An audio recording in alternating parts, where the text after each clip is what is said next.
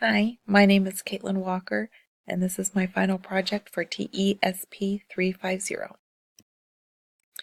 The first question on our final project was about least restrictive environment. How I define least restrictive environment would be is when a special education student spends as much time as possible in the regular education classroom. We want what's best for the child. If it's best for the child to be in the classroom with an aide, then that is amazing. If the best, least restrictive environment would be for them to be in the regular classroom, but then they take some time out, that is great too. We got to do what's best for the child. Benefit of them being in the classroom more than in a different classroom or separate classroom would be they get to be around their peers and get to be part of the class, and that's pretty special. Different models of delivery for special education. A student could be a full-time special ed student, which they would always go to the special ed classroom. They wouldn't have a general ed teacher or classroom. Another one would be a pull-out, is when the student is pulled by an aide or staff member, and then they'll go to the special ed classroom or a different place and work on what they need help with.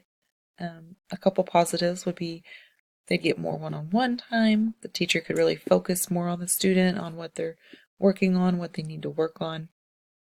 Negative would be if the student is missing out on that general ed classroom time, whether it's a core subject or those fun activities. It's kind of a catch-22 if you do have to pull a student.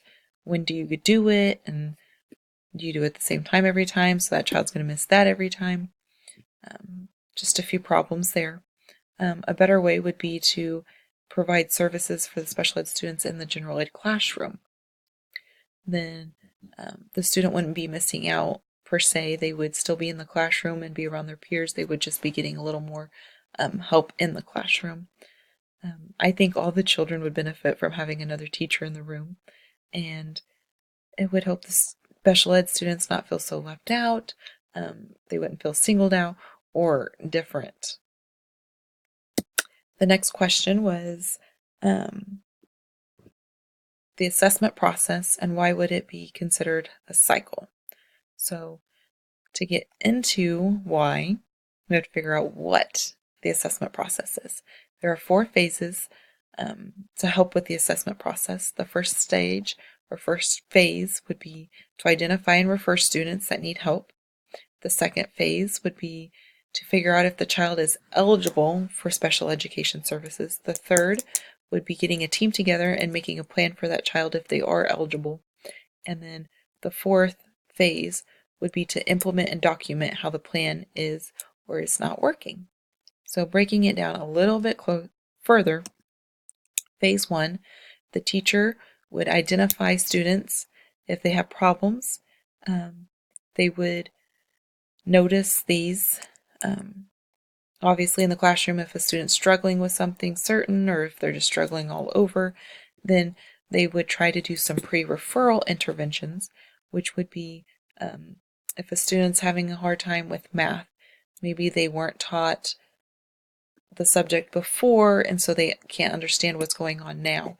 The teacher can do little things like that to try to figure out if they can fix it or help with them. If they can't, then they can refer the students to special education and notify the parents. Phase 2 is when the design of the individualized assessment plan happens. You want to really make the assessment fit the child. Make sure you get parents' permission first before you assess the student. After you get the permission, you can administer the test.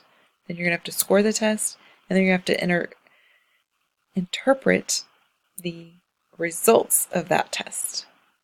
And then once you have it all scored and figured out how you're going to do the results, you then will report the results, and then the decision needs to be made if the child will be eligible for special ed services or not.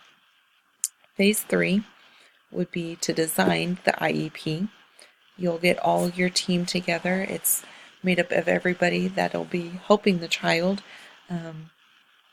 administrator, general ed teacher, special ed teacher. If the child needs physical therapy, the PT. If they need occupational therapy, the OT. If they're going to have speech, you'll need the SLP. Everybody needs to get together and really work on this plan to make it perfect for that child. And once the plan, the IEP is made and wrote, then the parents will come in and there'll be a meeting, and then they'll agree if they like the plan or not. They can change it or they can just deny services altogether.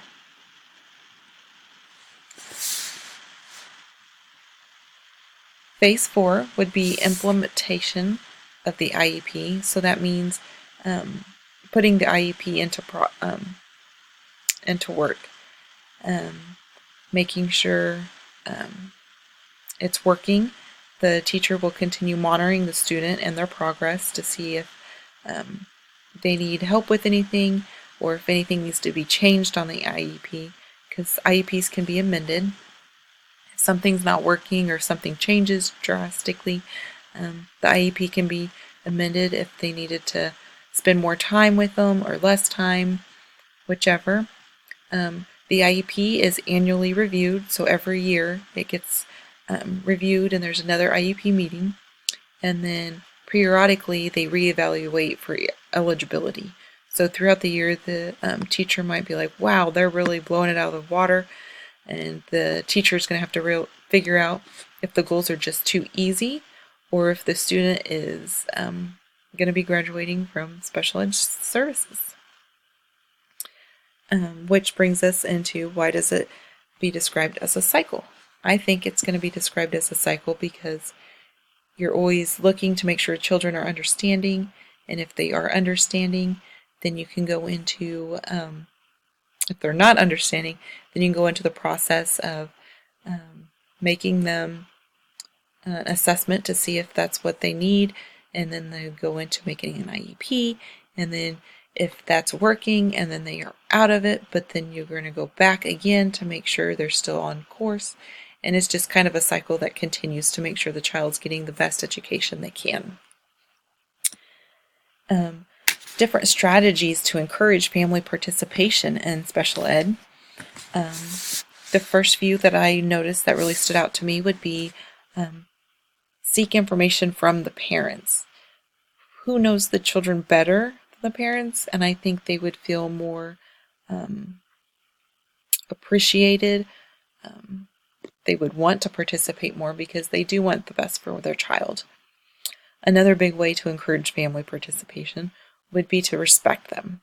Realize that they have their own ideas and values, but let them know that you're there for them, for their child, that you trust them, you respect them, you care for their kid. That's what you're there for. Something you want to avoid would be teacher talk.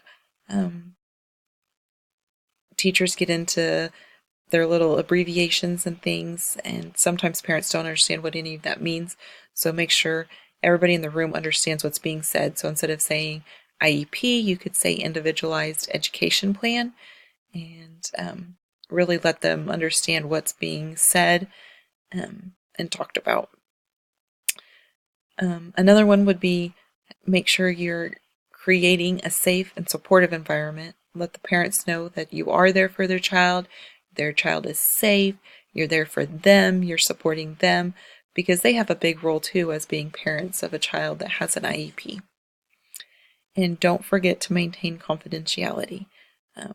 Too many times we like to go to the break room or the classroom even and just kind of let it all out, but we need to remember that not everybody needs to know everybody's business. And sometimes the wrong ears could be out there, and it's not good. So if they don't need to know about it, don't talk about it. Compare and contrast the three different scoring. There's percentile ranks, which is different from percentages.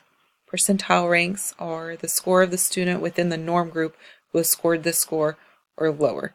So, an example would be a person in the 70th percentile scored higher than 70% of their peers. So they are only 30% behind or under their peers. Standard scores are very popular. They transform scores to a new scale with a mean and standard deviation. Standard scores are useful for comparing performances for one person, but two different measures. STAD 9s, which would be standard 9s, are a derived score like the others. They're divided into 9 segments, and they can be used to change any test score and making it into a single number digit. How they relate to one another. Standard scores can be converted into a percentile rank, and STAD 9s have normal distribution, but they're just divided into 9 intervals. A few final thoughts. For me in this class, special education is a great program that needs great teachers who care and understand. Special education students are just students who need a different way of learning to be taught. So we just need to really understand that each child's different, just like each person. And as a teacher, we're there for them, and we want them to learn the best we can. And that's what I like about the IEPs, because that's what the child needs. You get to really focus on the child, what their goals, what their strengths are, and really build off of that. So, thank you.